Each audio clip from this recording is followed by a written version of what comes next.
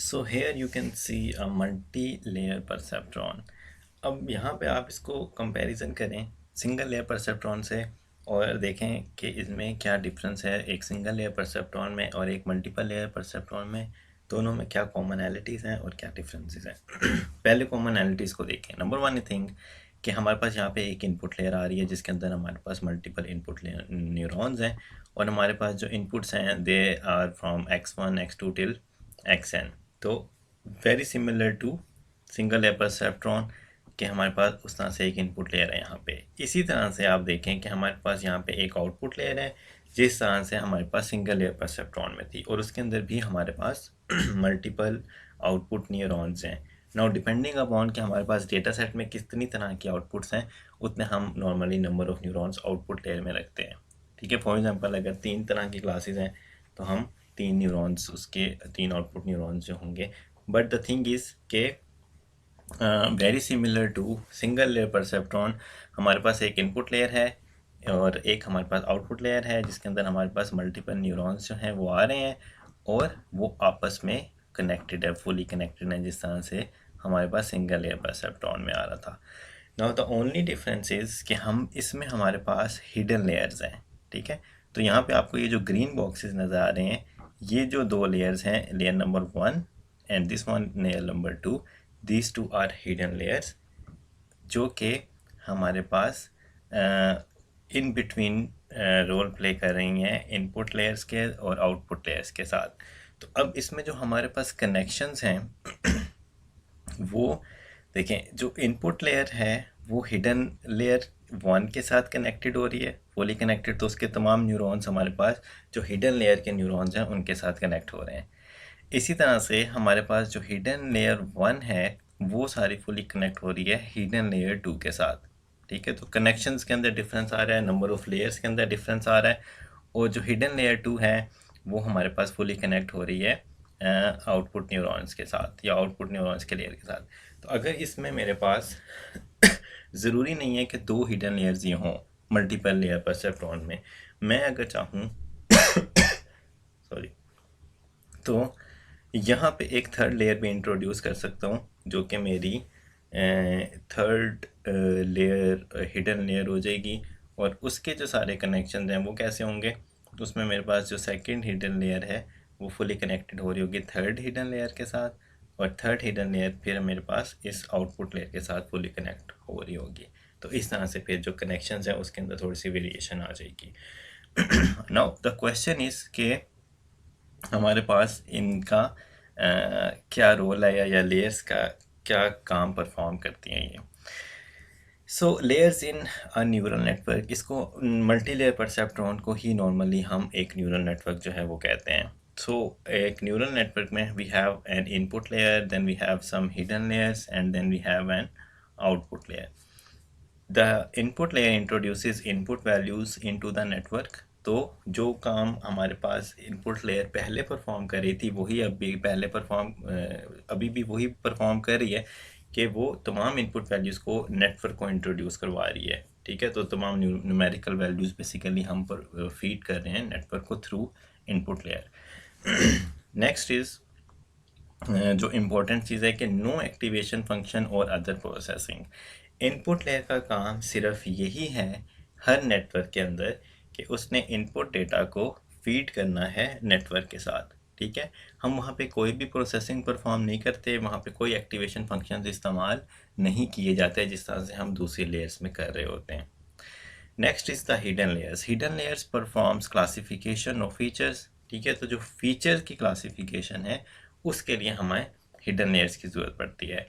2 hidden layers are sufficient to solve any problem. अब most of the problems जो हैं एक स्टैंडर्ड न्यूरल नेटवर्क जो है वो 2 हिडन लेयर से सॉल्व कर लेता है, जो हमारे बस क्लासिकल न्यूरल नेटवर्क्स हैं।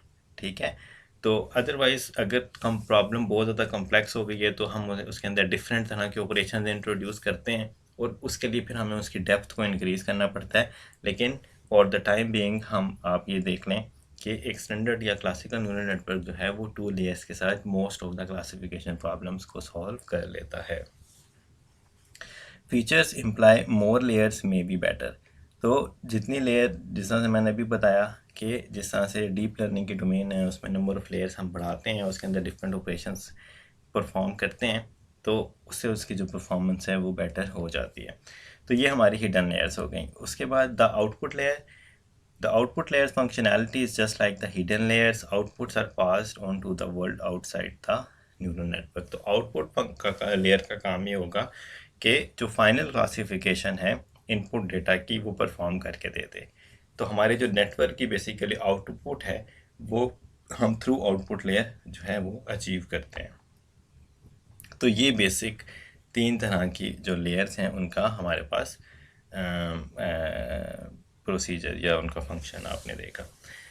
अच्छा, अब जी बात करते हैं लर्निंग की। जिस तरह से हमने सिंगल परसेप्ट्रॉन की और फिर सिंगल लेयर परसेप्ट्रॉन की लर्निंग की बात की है, इसी तरह से हम क्या कर सकते हैं, हम मल्टीपल लेयर परसेप्ट्रॉन में भी लर्निंग परफॉर्म करवाते हैं। मकसद दोनों का सेम ही है। जिस तरह से उधर हमारा टारगेट था कि हमने वेट्स की एडजस्टमेंट करवानी थी, यहाँ पे भी हमारा टारगेट यही है कि हमने वेट्स को एडजस्ट करवाना है और वेट्स को लर्न करवाना है, ताकि हमारे जो इनपुट पैटर्न्स हैं उनकी क्लासिफिकेशन जो है वो परफॉर्म हो सके। तो हम अभी यहाँ पे बात करते हैं सुपरवाइज्ड लर्निंग की। ठीक है, अभी मैं अनसुपरवाइज के केस में नहीं जा रहा। ठीक है, फिलहाल हम सिर्फ सुपरवाइज लर्निंग के एल्गोरिदम की बात कर रहे हैं। और उसमें हमारे पास क्या होता है कि आउटपुट टारगेट वैल्यूज़ अवेलेबल होती हैं, या हमारे पास लेबल डेटा जो है वो अवेलेबल होता है, जिससे हम जो हमारे नेटवर्क की आउटपुट है उसका कंपैरिजन करवा सकते हैं टारगेट के साथ और एरर कंप्यूट कर सकते हैं। तो हम अभी जो लर्निंग एल्गोरिदम की बात कर रहे हैं that is supervised. The learning algorithm would fall under the category if the desired output for the network is also provided with the input while training the network. By providing the neural network with both an input and output pair, it is possible to calculate an error based on its target output and actual output. तो supervised learning में हमारे पास desired output भी होगी, ठीक है, और network की output भी होगी। तो हम क्या कर सकते हैं, हम एक एरर कंप्यूट कर सकते हैं by using desired output and the output received from the network. तो जो उसकी एक्चुअल या टारगेट आउटपुट है, ठीक है, हम उसको बेसिकली उसका डिफरेंस कैलकुलेट करेंगे, तो वो डिफरेंस जो होगा वो हमारा एरर कंप्यूट करके दे देगा। It can then use that error to make corrections to the network by updating its weights. अब हम क्या करेंगे कि हम वो जो एरर जनरेट हो रहा है आउटपुट लेयर के ऊपर, उस एरर को यूज़ करते हुए जो नेटवर्क के वेट्स हैं उनको एडजस्ट करेंगे या उनको अपडेट करेंगे। उस वक्त तक हम ये करते रहेंगे जब तक हमारा जो एरर है वो मिनिमाइज़ नहीं हो जाता।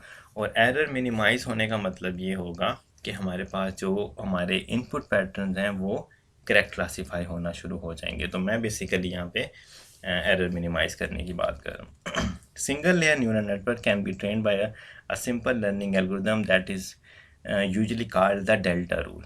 ठीक है, तो अगर हमारे पास एक सिंगल लेयर न्यूरल नेटवर्क है तो हम सिंपल डेल्टा रूल के थ्रू उसको कंप्यूट कर सकते हैं। ठीक है, उसकी लर्निंग परफॉर्म कर सकते हैं। मैं भी बताऊंगा कि वो डेल्टा रूल क्या है नेक्स्ट स्लाइड में। एंड अगर हम मल्टीपल लेयर्स की बात करें या मल्टी लेयर न्यूरल नेटवर्क की बात करें तो उसके लिए हम मोस्टली बैक प्रोपगेशन एल्गोरिथम का इस्तेमाल करते हैं। ठीक है, तो एक single neural network feed forward को हम डेल्टा रूल से उस वेट्स को लर्न करवा सकते हैं, और मल्टी लेयर के केस में हमने उसके एरर को यूज़ करना होता है, तो उसके लिए हम बैक प्रोपगेशन एल्गोरिथम इस्तेमाल करते हैं।